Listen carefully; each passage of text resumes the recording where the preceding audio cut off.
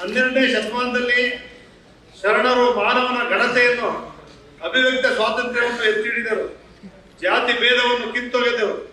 ಸರ್ವ ಸಮಾನತೆಯ ಸಮಾಜ ನಿರ್ಮಾಣ ಮಾಡಿ ಕಲ್ಯಾಣ ರಾಜ್ಯ ಸ್ಥಾಪಿಸಿದರು.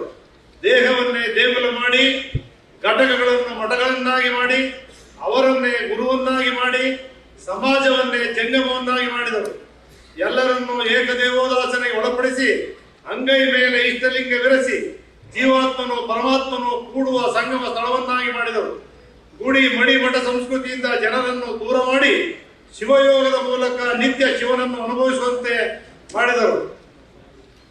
ಕನ್ನಡ ಮಣ್ಣಿನಿಂದ ರೂಪುಗೊಂಡು ತನ್ನ ನಡೆನುಡಿಯಿಂದ ವಿಶ್ವಕ್ಕೆ ಮಾದರಿಯಾದ ವಿಶ್ವಚೇತನ ಜಗಜ್ಯೋತಿ ಬಸವೇಶ್ವರರನ್ನು ಕರ್ನಾಟಕ ಸರ್ಕಾರವು ಕರ್ನಾಟಕದ ಸಾಂಸ್ಕೃತಿಕ ನಾಯಕ ಎಂದು ಘೋಷಿಸಿರುವುದು ಅಪೂರ್ವವಾದಂಥ ಬಹಳ ದೊಡ್ಡ ಗೌರವವನ್ನು ಸರ್ಕಾರ ಕೊಟ್ಟಿದೆ.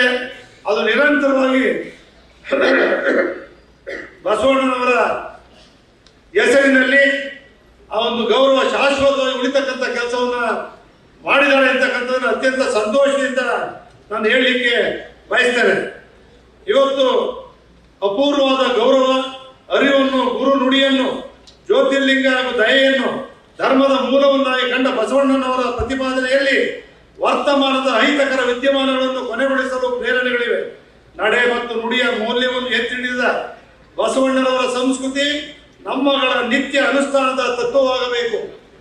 ಬಸವ ಕಲ್ಯಾಣದಲ್ಲಿ ಅನುಭವ ಮಂಟಪ ವಿಶ್ವಮಾನ್ಯ ಪ್ರಜಾಪ್ರಭುತ್ವದ ಕಲ್ಪನೆಯಾದ ಸಂಸತ್ ಭವನವನ್ನು ನಿರ್ಮಿಸಿ ಜಾಗತಿಕ ಲೋಕಕ್ಕೆ ಸಮತವಾದ ಸಮಾನತೆಯ ಸಂದೇಶವನ್ನು ಸಾರುವ ಎತ್ತಿ ಹಿಡಿಯುವ ಕೆಲಸಗಳನ್ನು ಅಚ್ಚುಕಟ್ಟಾಗಿ ಮಾಡಿದವರು ಬಸವಣ್ಣನವರು. ಹೀಗಾಗಿಯೇ ಇದು ಜಾಗತಿಕ ಸಮುದಾಯದ ಬಸವಣ್ಣನವರನ್ನು ಸದಾ ಸ್ಮರಣೆ ಮಾಡಿಕೊಳ್ಳುತ್ತೇವೆ.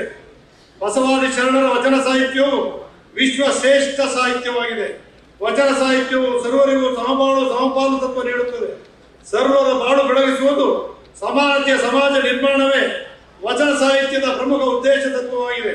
ಹೀಗೆ ವಚನ ಸಾಹಿತ್ಯ ಅಂದಿನ ಸಮಾಜದ ಜನಮಾನಸದಲ್ಲಿ ಬೇರೂರಿದ್ದ ಮೂಢನಂಬಿಕೆ ಕಂದಾಚಾರಗಳನ್ನು ಖಂಡಿಸಿ ಸುಜ್ಞಾನವನ್ನು ಬಿತ್ತಿ ಸದಾಚಾರದ ಬೆಳೆ ತೆಗೆಯುವ ಸ್ವಭಾವವಾಗಿದ್ದವು. ವಚನಗಳು ಓದುಗರಿಗೆ ಬೇವಿನಂತೆ ಕೈ ಏರಿಸಿದರೂ ಅವುಗಳನ್ನು ಆಚರಣೆಗೆ ತಂದಾಗ ಬೆಲ್ಲದಂತೆ ಸಿಹಿಯಾಗುವುದನ್ನು ಕಾಣುತ್ತೇವೆ. ಇನ್ನು ಕೆಲವು ವಚನಗಳು ಚರಣವು ಸಾಧಿಸಿದ ಆಧ್ಯಾತ್ಮಿಕ ಸಾಧನೆಯ ಶಿಖರದ ಕನ್ನಡಿಗಳಾಗಿವೆ. ಬಸವಣ್ಣನವರು ಒಂದು ಕಲ್ಯಾಣದಲ್ಲಿ ಮಾಡಿದ ಎಲ್ಲ ಪ್ರಜಾಪ್ರಭುತ್ವ ಪ್ರಯೋಗಗಳಲ್ಲಿ ಬಹಳಷ್ಟು ಪ್ರಯೋಗಗಳು ಜಗತ್ತಿನಲ್ಲಿ ನಡೆದ ಮೊದಲ ಪ್ರಯೋಗಗಳೇ ಆಗಿವೆ. ಎಲ್ಲದಕ್ಕೂ ಸಮಾಜಮುಖಿ ಸೇವೆಗಳ ಕಾರ್ಯಕ್ಕೆ ಪರ್ಯಾಯ ವ್ಯವಸ್ಥೆ ಮಾಡಿದರು. ರಾಜ್ಯ ಸಿಂಹಾಸನವನ್ನು ಅವರು ಕೆಳಕಲಿಲ್ಲ, ಆದರೆ ಶೂನ್ಯ ಸಿಂಹಾಸನವನ್ನು ಸೃಷ್ಟಿಸಿ ಪ್ರಜಾಪ್ರಭುತ್ವದ ಕನಸು ಬಿತ್ತಿದರು. ಅವರ ಅನುಭವ ಮಂಟಪದ ಅಮರ ಗಣಗಳಲ್ಲಿ ಎಲ್ಲಾ ಜಾತಿ ಜನಾಂಗದವರಿದ್ದರು ಮತ್ತು ಮಹಿಳೆಯರು ಸಹ ಇದ್ದರು. ಅವರೆಲ್ಲ ಅನುಭವ ಮಂಟಪ ಎಂಬ ಸಮಾಜೋಧಾರ್ಮಿಕ ಸಂಸತ್ತಿನ ಸದಸ್ಯರಾಗಿದ್ದರು. ಸರ್ವ ಸಮಾನತೆಯ ವಿಚಾರಧಾರೆಯನ್ನು ಜಗತ್ತಿನಲ್ಲಿ ಪಸರಿಸುವಲ್ಲಿ ಬಸವಣ್ಣನವರೇ ಪ್ರಥಮರು. ಕಲ್ಯಾಣ ಪ್ರಾಂತವು ವೈಚಾರಿಕ ಕ್ರಾಂತಿಯ ಕೇಂದ್ರ ಬಿಂದುವಾಯಿತು. ಈ ಪ್ರಾಂತವು ಅಕ್ಕ ಮಹಾದೇವಿ, ಅಲ್ಲಮಪ್ರಭು, ಶರಣ ಸಿದ್ದರಾಮೇಶ್ವರ, ಚನ್ನ ಬಸವಣ್ಣ, ಮಾದಾರ ಚೆನ್ನಯ್ಯ, ಡೋಹಾರ ಕಕ್ಕಯ್ಯ, ಬಡಿವಾಳ ಮಾಚಿದೇವ ಹಾಗೂ ಇತರ ಶರಣರ ವಚನ ಸಾಹಿತ್ಯ ಕೃಷಿಗೆ ಪೂರಕವಾಯಿತು. ಬಸವಣ್ಣನವರ ದೃಷ್ಟಿಯಲ್ಲಿ ಪ್ರಜಾಪ್ರಭುತ್ವ ಅಂದರೆ ಮೂಲಭೂತ ಸೌಕರ್ಯಗಳು ಎಲ್ಲ ಜನಸಾಮಾನ್ಯರಿಗೆ ಮುಕ್ತವಾಗಿ ಸಿಗಬೇಕೆಂಬುದಾಗಿತ್ತು. ಕಾಯಕ ನಿಷ್ಠೆ, ಕಾಯಕವೇ ಕೈಲಾಸ ಎಂದು ಹೇಳಿದರು. ಮಾನವೀಯತೆಯ ಮೌಲ್ಯಗಳು ಸರ್ವ ಜನಾಂಗದ ದುನಿಯಾಗಬೇಕೆಂದು ಬಯಸಿದರು. ಅಂತಲೇ ಅವರು ಧಾರ್ಮಿಕ ಸಾಮಾಜಿಕ ಕಾರ್ಯಗಳ ಸೇವೆಗಳನ್ನು ಅಂದಿನ ಅನುಭವ ಮಂಟಪದ ಮೂಲಕ ಮಾಡಿಸಿದರು.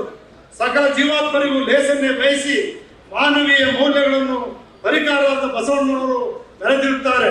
ಪ್ರಧಾನಮಂತ್ರಿಗಳಾಗಿದ್ದಾಗ ಎಲ್ಲ ಕಾಲೋನಿಗಳಿಗೂ ಕೂಡ, ಬಡವರ ಕಾಲೋನಿಗೂ ಕೂಡ ಭೇಟಿಯನ್ನು ನೀಡಿ ಕಷ್ಟ ಸುಖಗಳನ್ನು ಕೇಳಿ ಅರಳಯ್ಯನವರಿಗೆ ನಮಸ್ಕಾರ ಪಾದ ಹೊಲಿತಾ ಇರ್ತಕ್ಕಂಥ ಅರಳಯ್ಯನ ನಮಸ್ಕಾರ ಮಾಡಿದಾಗ ಅವರಿಗೆ ನಮಸ್ಕಾರವನ್ನು ಮಾಡಿ ಅವರ ಗೌರವಕ್ಕೆ ತಮ್ಮ ಬಲಗಾಲು ಎಡಗಾಲು ಹೆಂಡತಿ ಇಬ್ಬರು ಕಾಲ ಚರ್ಮವನ್ನೇ ಪಾದಕೆಗಳನ್ನಾಗಿ ಮಳೆ ತಗೊಂಡು ಕೊಟ್ಟಾಗ ಅದನ್ನು ಕಣ್ಣು ಹೊತ್ಕೊಂಡು ಅದಕ್ಕೆ ನಮಸ್ಕಾರವನ್ನ ಬಸವಣ್ಣವರು ಮಾಡ್ತಾರೆ.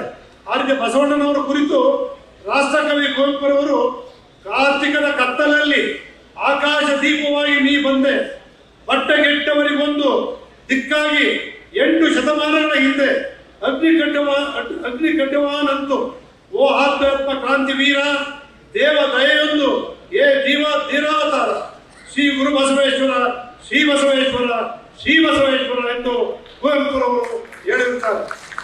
ಧನ್ಯವಾದಗಳು.